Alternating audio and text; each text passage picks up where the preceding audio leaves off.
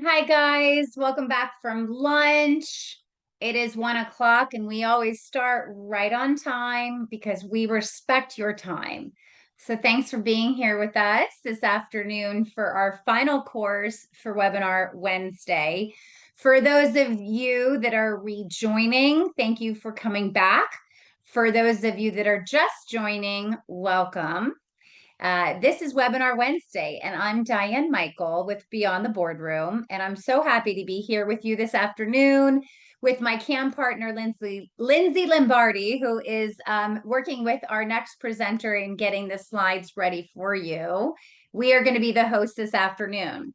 Our goal for Webinar Wednesday is to educate board members and CAMs in an easy way at your desk, on your mobile, while you're traveling, which is great. I've actually run these webinars from Spain, and I'm currently out of the state as well. So it's great to be able to work together from different parts of the world. Our goal is to educate board members and CAMs in an easy way. So we know the importance of education and CE credits, and that's exactly why we decided to launch our Beyond the Boardroom program about a year ago. We started on the fourth Wednesday of each month and have already grown to now offer education and CE credits on the second and fourth Wednesdays. So please mark your calendars for the next Webinar Wednesday happening on November 12th. Please note for the next 2 months, there will only be one Webinar Wednesday each month due to the holidays that are upon us. Can we believe that we are in holiday season? It's very exciting times. Keep watching the emails and be sure to save us as a safe sender so you don't miss important education updates. And please let your fellow board members and CAMs know about this program. We do record each of these courses, and the week following the course, we always email out each of the videos. And we ask that you share that with CAMs that may not have been able to attend, or with board members who are interested in the seasonal topics that our vendors, which we call association allies, go over. We also add them to a web page so that we have a history of all of the courses so that you can share that with board members and also look at great content from industry experts. And I will share that link at the end. We are always looking to improve our programming, and we need your feedback to be able to do that. Lindsay is the CAM partner, and so she has a great vantage point of how CAMs operate seasonally and throughout the years, that the changes throughout each year. But I put into the chat, if you guys will all go over to the chat and look at the link. There's a survey there. Let us know what you think about the Webinar Wednesday program.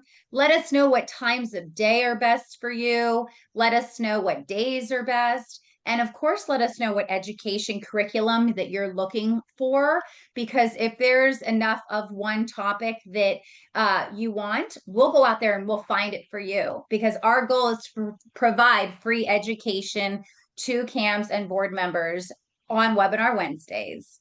While you're over there in the chat, I like to ask everyone, and if you've already done this, thanks for doing it again, but we like to show each of our presenters where you're coming in from. So in the chat, go ahead and put what city or county you're in, and if you're a board member or if you're a CAM, we love to see that. Today, for our final CE credit, we are excited to have Aqua Leak Detection. Will be presenting on hidden costs, visible savings, and why leak detection belongs in your pool budget. We had another pool provider talking about commercial pools earlier, so we got a lot of pool focus with us today. Okay, so we have Lindsay on here. Lindsay, do you want to go over the credit and how CAMs get credit before we introduce our next presenter? Absolutely. So again, if you've been with us all day, sorry, you're going to hear this again. So really important, when we get to the end of the course, that is when we will give you the information for your CE. So just know you'll get it. Don't worry. We will share a link as well as a keyword. And when you click that link, you'll go to our website and you'll scroll down the page that you're on. There's lots of information at the top. If you scroll to the bottom, there will be a place for you to put first, last, middle name, CAM license number, the name of the course. So it's right here on the first slide. Please make a note of that right now. Put hidden costs and visible savings. That's what you need to put. Hidden costs, visible savings. Please write that down. Then you'll put the code word that we will give at the end of the course, and you will hit submit. And that is how we will submit you to the DBPR. Don't put it in the chat. Don't email me. It has to be through that form. That's how we have everything saved for the DBPR, how we are required to do so. So again, that will be at the end of the course. We'll share the link and the code word. Thank you, Lindsay, and thank you all for understanding that we're typically working with around 100 CAMs in each of the courses. So that's like 300 interactions in one afternoon. And so the more that you will follow our directions, the better it is for us. So we really appreciate that. Okay, without further ado, Will's the general manager of Aqua Leak Detection, where he has spent the past 7 years helping communities solve one of Florida's most frustrating mysteries, pool leaks. With a background that ranges from student ministry to whale watching, William brings a unique perspective to management, marketing, and relationship building. Known for being a problem solver, he thrives on finding solutions that keeps pools full and people happy. When he's not tracking down leaks, Will is a husband to Becky, celebrating 12 years this October. So happy anniversary. And proud dad to 4 adventurous kids, ages 10, 8, 4, and 1.5. I met them. We put them in a video and they are just precious. Can't imagine having 4 children. So go Will, go Becky.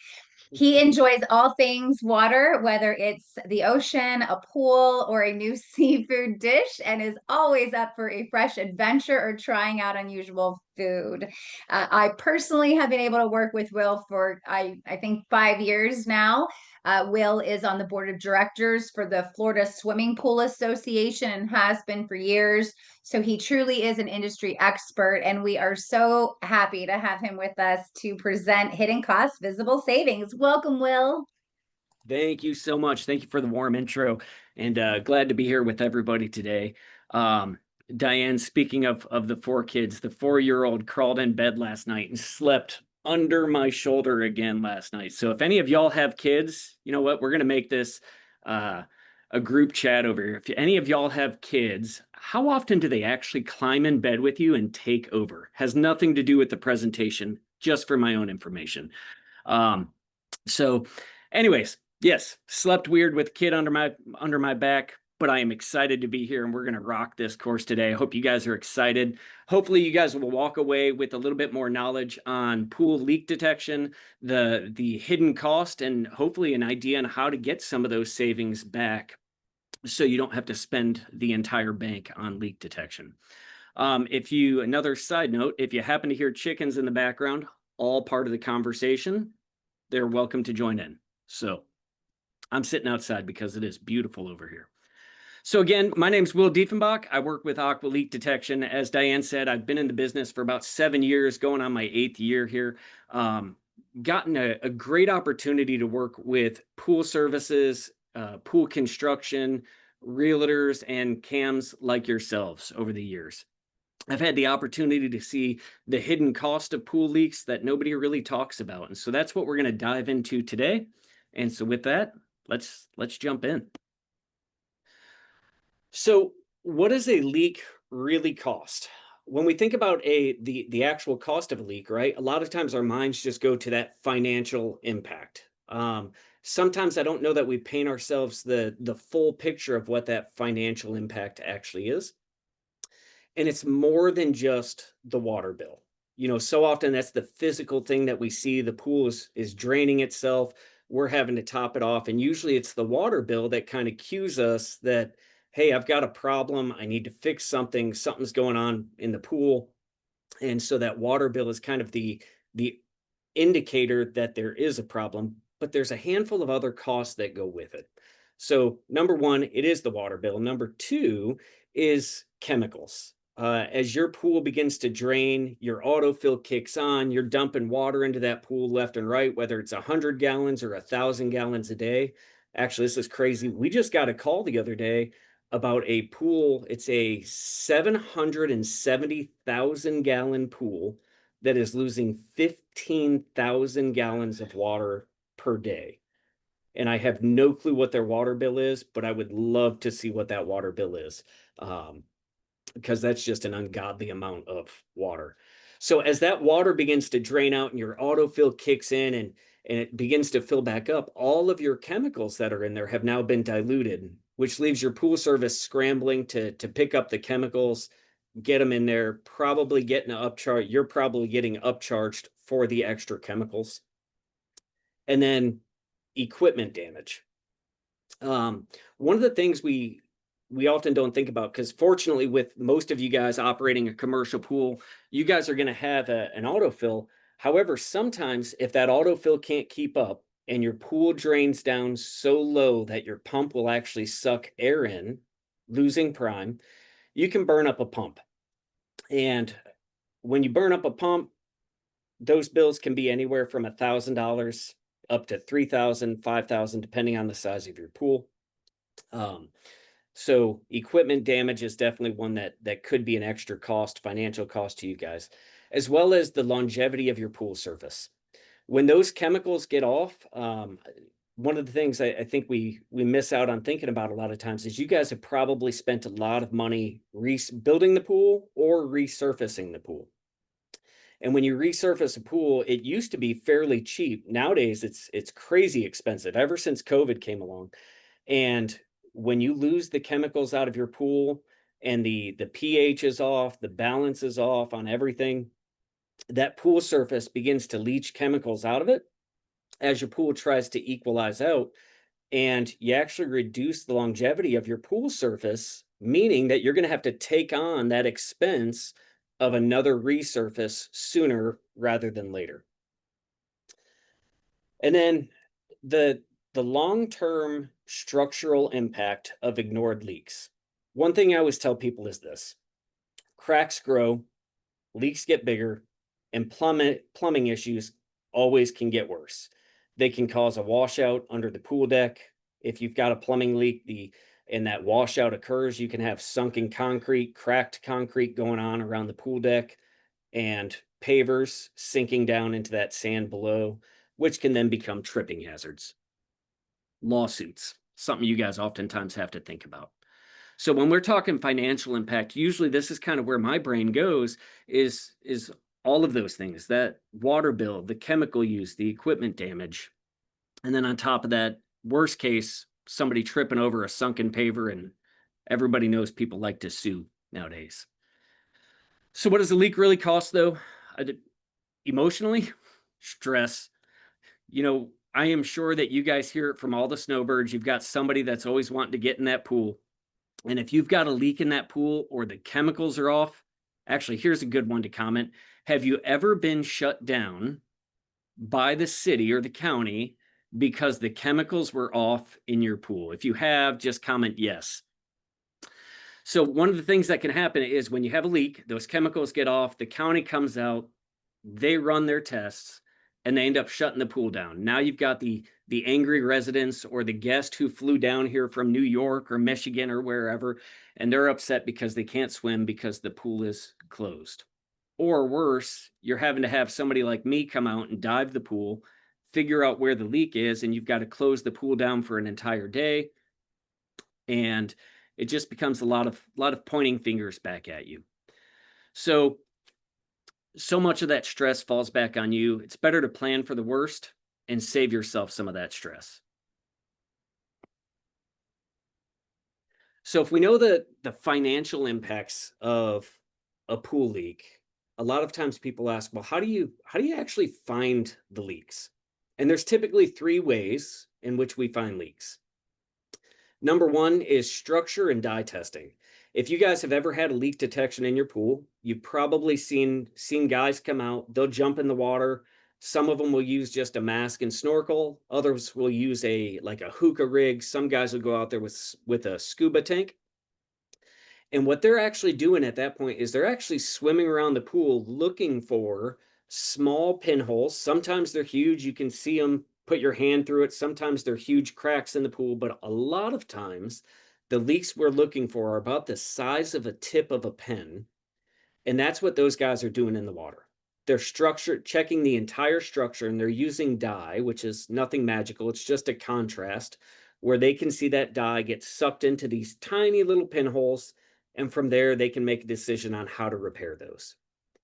The second way is if we have to test the plumbing, we pressure test. And so what we do with that is we use a mix of air or gas and water.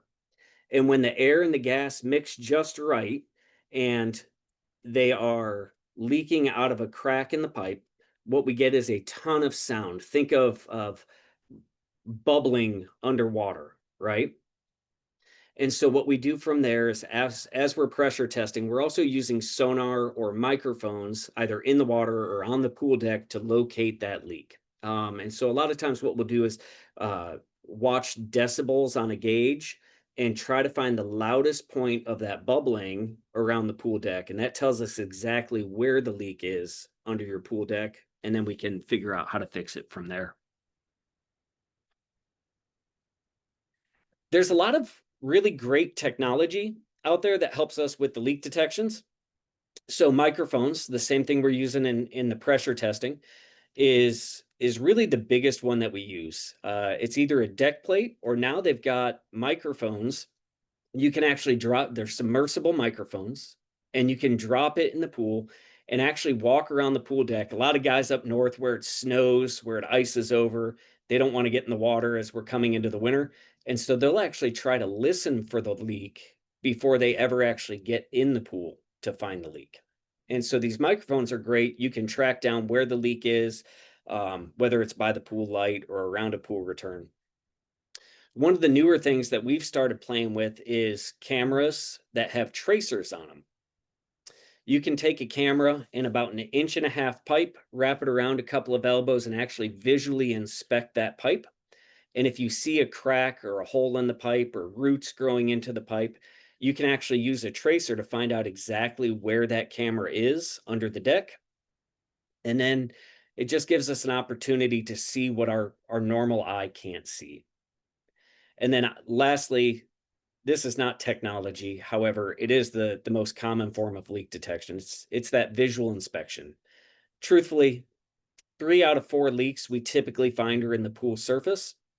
And so that visual inspection, the guy getting in the water and manually swimming around the pool, is really what's still needed to find most of these leaks.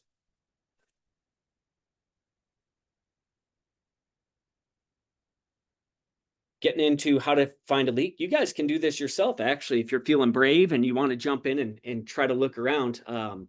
What are some of the benefits of professional inspections over DIY methods? I'm a DIY guy. I'm sure many of y'all like to do things on your own. It's a great approach for an attempt. Sometimes you can walk up to a pool, like I said, and see a massive crack running up the wall or a giant hole in the wall that's opened up.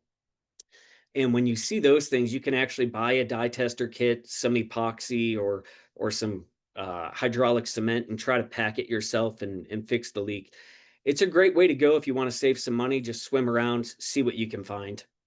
However, as a professional in the world of leak detection, it's amazing to me that even pool services, people that are around pools all the time, and pool construction companies, the guys that actually built the pool, will rely on leak detection professionals to come out and find their leak. One of the things that I found is when you do this all the time, you really do become an expert. We spend approximately 12 weeks side by side training technicians, and then that just gets them out on their own for just the very start of doing leak detection. But it's about another 6 months before they become efficient. And then we've got guys that have been here 2 or 3 or 4 years. And while they're amazing at their job, it only gets better as time goes on. And the guys that have been in this business for 8 years, 10 years in the water, looking for leaks regularly, they're the ones that find what even the pool services and the pool construction companies can't. And so what we'll do is find leaks a lot faster than most DIY. I wanted to give you guys some visuals on what a leak actually looks like. If you guys have ever had a leak in your pool, you know they can drain that water fast. Sometimes they're big, sometimes they're small. And so what you're seeing in this photo right here is on the left-hand side of the screen. This is your skimmer. Now that would be a residential pool most likely that has a skimmer like this. However, you can see that massive crack in the bottom of the canister. This thing will drain a pool very quickly, at least down to the skimmer. While on the right-hand side, what you see is a tiny hole. It's about 1/4 inch of a hole that's made for the bolt that holds the light in place. And surprisingly, that little hole right there will cause a leak in a pool if the screw is not Tefloned in, or, well, that's what you have to do, is add Teflon to the screw to fix that one. But sometimes they're hiding in plain sight, and what shouldn't be a leak, a screw hole, actually is. Sometimes leaks are actually above the water line, and the pool will only leak when it runs. So this is what we call a high tile line leak. I don't know if you're able to see my mouse moving around, but right up here, so this bottom area is a basin where the water would fill up and then it would overflow across this little horizontal plane right here. But at the very top of it, there's this crack. And when the water fills up, it fills up just high enough to drain out of this crack. But when the pool shuts off, the pool doesn't lose any water at all because all of that water settles back down to this spillover. And so sometimes these leaks that we're finding are above the water line. Sometimes they're completely below the water line. And here's a leak that I wanted to show you guys of a plumbing leak that was located underneath of the pool. This one was kind of crazy. This is about an 8.5 foot deep pool right on the beach. And all that water you actually see right there is salt water coming back into the pool from underneath of it. And we had to do a plumbing repair in this thing. Lots of fun in there. One of the other big concerns I hear people say or ask is, do you have to tear up the whole deck? Are you going to have to repipe my entire pool? 9 times out of 10, the answer is no. Most of the repairs in leak detection are done in actually fairly small areas. And so on a residential pool with 2-inch line, a lot of times we can get a repair done in probably a 12-inch by 12-inch opening. That's what you're seeing on the left-hand side. And if it's something bigger like that crack in the skimmer and we have to replace a skimmer, that's a little bit bigger. We're talking about a roughly a 2 foot by 2 foot square in the deck that needs to be opened up. When you guys come across larger commercial pools with, you know, the 8-inch or 12-inch piping, those ones get a little bit more extensive because the opening you have to have just to get in and do the repair has to be significantly larger than the actual leak itself. So commercial repairs tend to be a little bit bigger than these, but most of the time we're not repiping pools. We often joke around and tell people we don't even own an excavator. So again, most of our repairs are done just by opening up the deck in a small area. So what does budgeting for prevention versus reaction look like?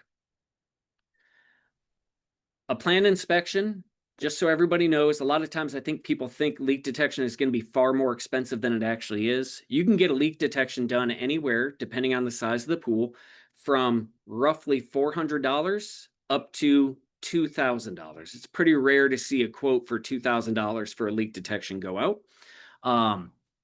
But the bigger the pool, the more expense there is to that. But here's the beauty of it. If you plan for a leak detection, you can plan that closure for non-peak seasons.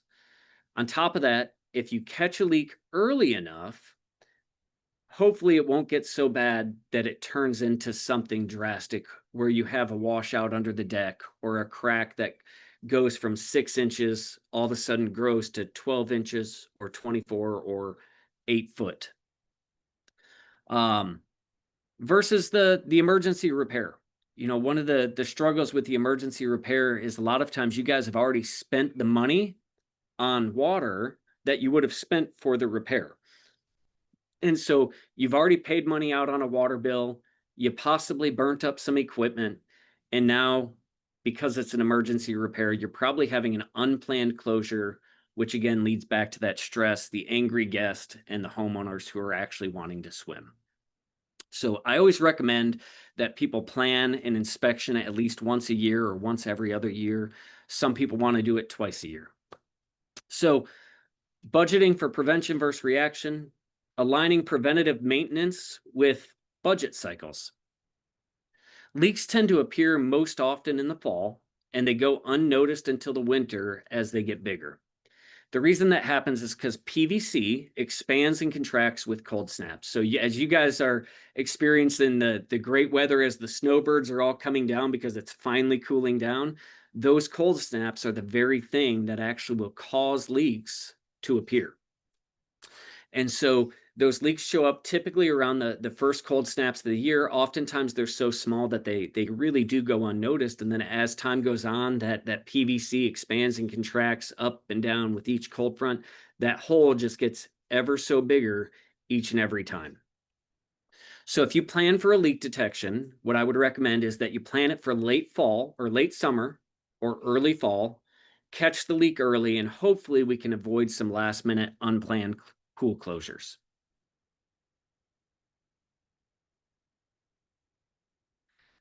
So what's the ROI of a early leak detection to the board? It's one of the things that's always hard to sell, right? Do we do maintenance or do we just wait for something to break? A $1,500 leak detection on the high end, right?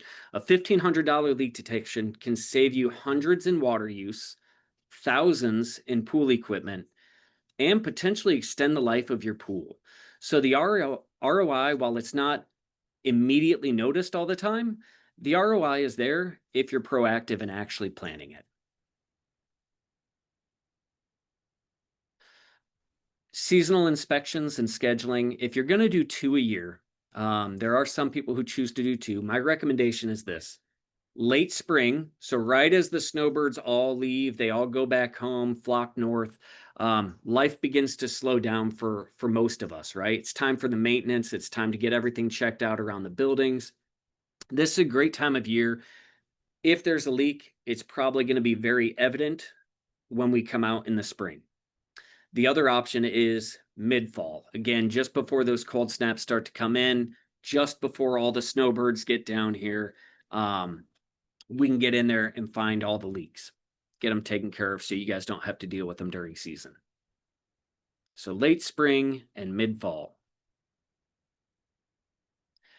Coordination with pool vendors and landscapers. Because we use sound when we're doing leak detection, trying to find plumbing leaks becomes nearly impossible if we're battling the lawn care company that's out there mowing, or if there's construction going on, there's jackhammering and all sorts of cars driving around.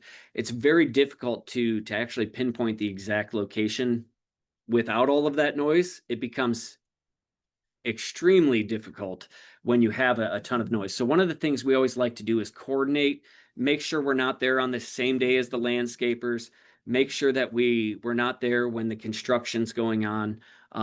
We went out to one pool recently, and as we pulled up, walked out onto the pool deck, a backhoe was working on something on the property, and just all sorts of crazy noise there. So pool vendors, we also want to make sure that the pool is clean, it's clear and up to operating level so that our technicians can do the best job possible.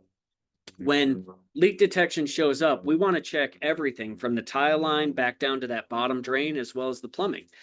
If that pool is drained halfway empty or is completely empty, we can probably find the main source of the leak, but we can't always guarantee that we're going to find every leak. And so what we want to do is we want to coordinate, make sure that the pool vendors get out there, the pool service company, they've cleaned up the pool, that it's ready to go, and it's safe for us to swim in. Sometimes we walk up on these pools and they're green and they have mosquitoes and all sorts of stuff in them, mosquito larvae.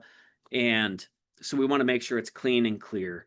On top of that, we also want to make sure that we're not so close to the pool vendors that they just dumped a ton of acid in, because swimming in a pool of acid is not, it's a little bit itchy and burny. So I don't recommend that. So we always want to coordinate with the people you have working around your area.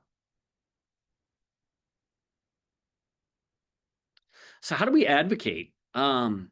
Presenting leak detection in workshops. As you guys are talking to your communities, some of the strategies for advocating during budget planning is just simply this: add it into your budget. Annual or biannual inspections of the pool. The idea would be to give your pool security and confidence that your pool is always going to be taken care of. You want to speak confidently to them about the long-term savings, the cost of a pool pump, chemicals, those kind of things. If you guys have had to replace a pool pump, here's another thing we can throw in the comments. If you guys have taken on the bill of replacing a pool pump recently, what was the cost of that pool pump for you? So bring receipts to it, right? When you guys are talking and saying, hey, we need to make sure that we add leak detection into the budget, bring receipts for the water bills. Hey, last time we had a leak, it went unnoticed for 4 months, and look what the water bill did. It went from, call it $500 a month to $600, then up to $800, and then up to $1,000. And for 5 months we were paying that, and then on top of that we burnt up a pool pump, and here's how much that costs. So bring the receipts so that they have an understanding and a clear vision of what you're trying to do and the money you're trying to save them. Take in those previous leak detection reports, help them calculate the costs and that they spent just by waiting for a few months before hiring somebody to come in and do a leak detection.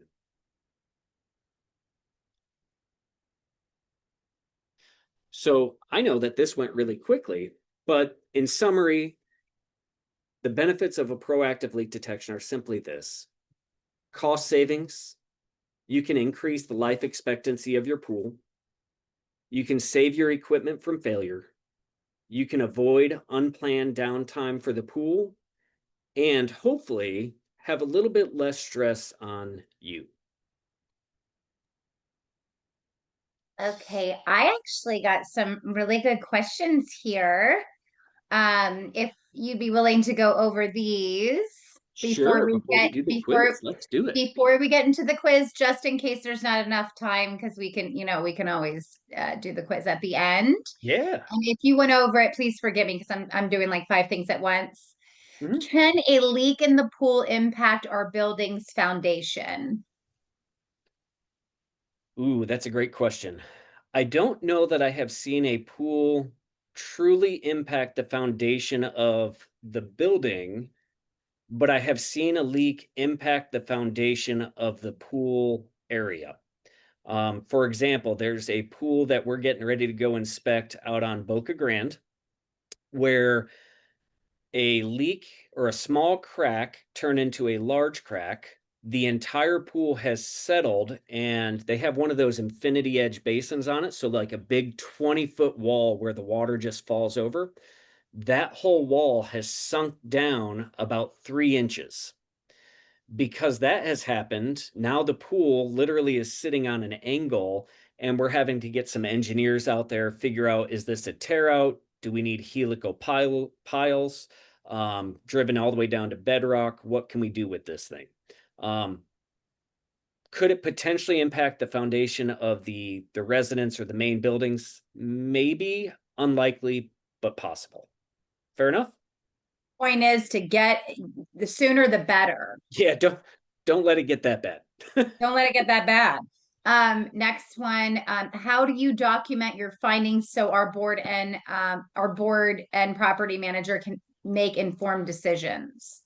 Sure, I can speak to us and probably for the majority of most leak detection companies out there. I've seen a lot of the reports come through. Most companies nowadays are putting together photos on every report. It's a digital report, usually comes as a PDF or some sort of online database where you can log in and check your reports out. And a lot of times, especially our company, will come in and we'll take our cameras underwater and get photos of the actual leak rather than just from up above where you can kind of see the area. We actually show you the physical hole in your wall, the crack in the light niche or the pool or wherever it is. Can you walk us through what a full leak detection report looks like for an association? Sure. Like, do you want an example of the report or just kind of a talk through on it? Um, Not sure, probably the second. Okay, so if it's, yeah, I was going to say, I would have to dig to find one real quick, but I could do it. So when it comes to a leak detection report for a community association, typically what you're going to find is 3 different sections on that report. Whenever somebody comes out, and this is probably true for most companies, when leak detection comes out, it usually involves 3 things: a structure check, a plumbing check, and usually any kind of patchwork or repair that can be done same day. Most people are including some form of repair with their leak detection. If it turns into a plumbing repair, they got to open up the deck. Usually that's not included. So on that report, what you guys are oftentimes going to see is, at the equipment, here's what I found. There's a leak at the pump. There's a leak at the filter. The check valves may not be working that are holding the water up in the spa from falling back into the pool. So kind of outlining and detailing the issues that are at the equipment. And then a lot of times it'll include the structure check on that as well. So we'll get into the details of, hey, you've got a leak at the skimmer, you've got a leak around the light, the pool returns, main drains, those kind of areas, as well as provide some photos with it. And then the plumbing test is always going to include the location of where that leak is. They'll pressure test it, they'll pinpoint where it's at, and usually you'll see a big pencil mark on your pool deck or something like that along with the photos. Does that answer that question, Diane? You're muted. She's muted. Don't you love my face? It was great. You You were know, with saying all that, sorts of stuff. So did that answer that question for you? like always, we'll see if that question was answered here in Sure. a second, but we'll keep moving. Could leak monitoring help us qualify for any local conservation incentives or grants? That is a great question that I have no idea. I've never been asked that question before. These are smart cams. They are. Send, We'll yeah, find out. yeah. Send me a We'll look note or into an it. email or something like that about that, and I'll try to look into that. I've never heard Yes. of it before, but not losing a ton of water, maybe. Right, Yeah. agreed. Lindsay, any questions before we go into the quiz? It's so important for everybody to ace. It is. No, I think that covers it, guys. Okay, Sure. good. And before we do go into the rapid fire responses in the chat, I'm going to put the information for Will and his team. I'm putting his email and his website. I'm also adding their YouTube channel. It gives you guys a lot of behind the scenes just descriptions of how they do things. You certainly will want to seek them out. They have a broad service area, and they come highly recommended from a number of businesses that Callan Group works with, that use them, that refer them, and that recommend them. Will you just go over your service areas real quick before we get into the quiz while everybody is cutting and pasting out of the chat? Sure. Aqua Leak Detection runs anywhere from they're on the west coast of Florida, and we run anywhere from Apollo Beach all the way down to Marco Island. Slower times will go a little farther north and potentially over to Lake Okeechobee during the summer when it's raining and somebody just needs help over there.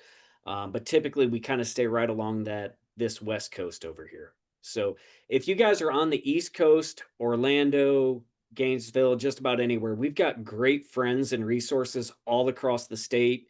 We partner up with different leak detection companies, and just we've kind of created a great little network in the leak detection world. So if you guys need a referral, feel free to reach out. If I can't serve you myself, happy to give you a great name that you guys can trust. Love that. Okay, let's start the quiz. All right. Everyone, just put your answers into the chat and do your best to not look at anybody else's.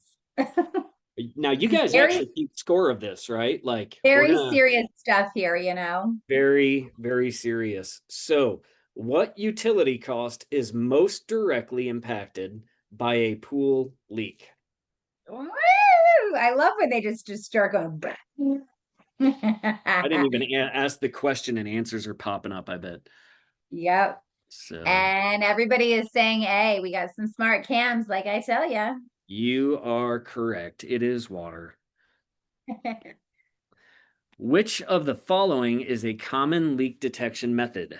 Chemical testing, pressure testing, brush testing, or pump flush? Okay, we've got some coming in. We're not all united. Oh my We've gosh. got a few A's, but mainly B's. I'm amazed at how quickly people are actually paying attention here. They're jumping on these We got a answers. good group. We got a It good group. is. Got a The few answer A's. is B, pressure testing. Question 3. When is the best time to schedule a leak inspection? During the winter holidays, before hurricane season, and after summer, every month, or randomly? Okay, they're coming in, and I think that we have a unanimous conclusion. And everyone listened, Yes. B. Before hurricane season and after summer, before the cold snaps start, let us come out and check it out. That's right. Which item increases strain due to a pool leak?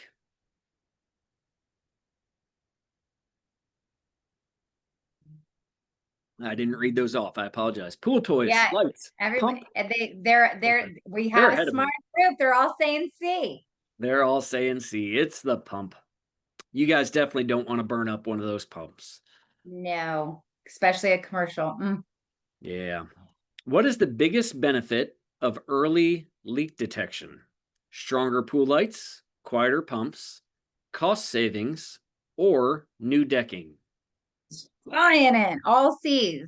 All C's with a side effect of B. Your pump won't get loud and crazy, but the answer is C, cost savings. What tool uses sound waves to locate leaks? Dye test, sonar, hammer, or a hose? We've got the group today, all B's. B. Question 7. Which is more effective, proactive inspections or emergency repairs? Emergency repair, ignoring the issue, proactive inspections, or replacing all equipment? I need to adjust that question. Someone said A. They're a little tired after the lunch break. Many people say we should just keep going and not have lunch breaks to keep, because you can eat at your desk and proactive inspections. Proactive inspections are going to be the most effective. How can CAMs advocate for leak detection in budgets? Mention it once, bring printed reports and examples, ignore the cost savings, or say nothing. Got B's across the board. And you know what you didn't know, Will, before you came on, the past two presenters, we've been talking a lot about the CAMs really going to the boards because of liability and cost savings. And you touched a little bit on both of those. And so really just being that advocate of the association and just adding to the annual calendar before hurricane season, at the 2 times a year to schedule to work with Aqua Leak Detection can save a lot of money and a lot of liability down the road. Yes, very much so. So the answer was B there. What seasonal factor can reveal pool leaks? Holiday lighting, weather events, lifeguard rotations, or new umbrellas? Or new umbrellas. Or new umbrellas. Yeah. We have all Causes a these. leak every time. I'm seeing a lot of bees. Weather events, cold snaps, hurricanes, those kind of things can definitely impact a pool. Which of these is a CAM responsibility? Board elections, insurance fraud, maintenance planning, and plumbing installations. I Yeah, fooled you guys all. It is B. Just kidding. there Maintenance planning. you have it. Very well, very well. Yeah. Okay, disregard this last slide, and Lindsay, let's make sure to update this last Here. slide. I will stop the share so they can't see it. There you go. Do that. Yeah, do that. And I'm gonna, since we all have a moment here while Lindsay is getting into the chat, I'm gonna put again in Will's contact information, website, and behind the scenes and on the YouTube to be able to share with your board members. And again, we're videotaping this. And so next week, when we go out and send the next newsletter, we will have a copy of this video that you can share with your board members and your fellow CAMs. If you want to do your own presentation in your office, maybe you're a management company leadership person, and you want to invite Will to do a Zoom for all of your CAMs, contact him directly. He's willing to do that and enjoys presenting, and we can all see that, you know, he's just enjoying it. He's relaxed on the porch, and he knows his stuff, so he can do it from anywhere. So we appreciate him being here. For Thanks sure. so much, Will. Thank you guys. Appreciate it. Have a good one. You Bye. too. Bye. All right, everyone, we have in the chat the course title. Oh, sorry, I spelled that incorrectly. Missing a letter. Course title, Hidden Costs, Visibility, and Savings. And the code word is leaks, and that is the link. Please, please, please put your information in the system through the link. That is the only way you are going to get credit for this course today. That is how we have to do it for the DBPR to keep everyone's registration in the same spot. So again, hidden costs, visible savings is the course title. The code word is leaks, and the link is all in the chat for you guys. Copy, paste, do what you need with it. And we look forward to giving you that credit. If you have any problems, send me an email, and we will see you on the next webinar Wednesday. Yes, and guys, I just want to reiterate that link is, if you email me directly or if you email Lindsay directly, we're going to email you that link, because literally it's like I had 90 emails an hour ago. So, you know, we're going to just be efficient here. We're going to be as efficient as we possibly can. We used to have you email Lindsay. Now we created a form where there's a website where you can go and get all the information and put in all your details. That creates a form for Lindsay to bulk send to the DBPR. That makes it easier because the DBPR requires bulk. So there's all these things in the back end to be able to get you guys free education. So we ask that you do your part by following the directions and just do a little bit of reading. It literally takes 5 seconds. Or take the link, throw it into your chat GPT and tell it to TLDR. And it'll be like, oh, this is what you have to do. So it's super simple. We're here to help you, but at the same time, help us help you. And we'll see you on November 12th for the next webinar Wednesday. We appreciate your support. Please let others know and be looking for the emails. Thanks, guys. Have a great rest of your week. Thanks, everyone. And thanks for the comments. We appreciate all the engagement. Bye-bye.